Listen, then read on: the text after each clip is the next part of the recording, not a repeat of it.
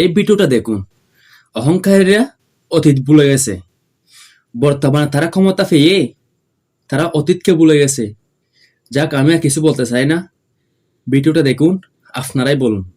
ভাই মারা গেল আমেরিকাতে, একটা ভাই দীর্ঘদিন বাইরে আছে, আমি দীর্ঘদিন অসুস্থ অবস্থা। ছাত্র জনতাকে অভিনন্দন জানাই, যারা বুকের তাজা রক্ত দিয়ে বাংলাদেশের দ্বিতীয়বার স্বাধীনতা এনেছে, প্রকৃত স্বাধীনতা এনেছে এবং একটি বিজয় দিবস, নতুন বিজয় দিবস আমাদের উপর। স্কুল কলেজের মাসুম বাচ্চারা নিজেদের জীবন দিয়ে রক্ত ঝরিয়ে আমাদের কাছকে মুক্ত করেছে, গোটা জাতিকে মুক্ত করেছে, যাদের শহীদী আত্মত্যাগের মধ্যে দিয়ে আজকে গোটা জাতি মুক্তি লাভ করেছে এক ভয়ঙ্কর ফ্যাসিবাদ থেকে। নতুন নতুন আইন হচ্ছে, এই আইনে এখন কথাও বলা যাবে না।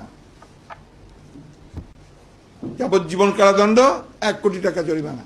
একমাত্র রাজাকাররা, পাকিস্তানপন্থীরা স্বাধীনতা যুদ্ধকে স্বীকার করে নাই। তারা এখন বলতে চায় ওই স্বাধীনতা না, দ্বিতীয় স্বাধীনতা রয়েছে। আমি প্রথম প্রবেশ করেছি, দ্বিতীয় স্বাধীনতা বলে বাংলাদেশে কিছু নাই। স্বাধীনতা একবারই আসে এবং রক্তক্ষয়ী সংঘর্ষের মাধ্যমে আমরা স্বাধীনতা যুদ্ধ করেছিলাম এবং যুদ্ধ জয়লাভ করেছিলাম। নীল কালার যে ফর্মটা আছে, এটা সংবিধান সংস্কার পরিষদ সদস্যদের শপথ ফর্ম। আমরা কেউ সংবিধান সংস্কার পরিষদের সদস্য হিসেবে নির্বাচিত হইনি।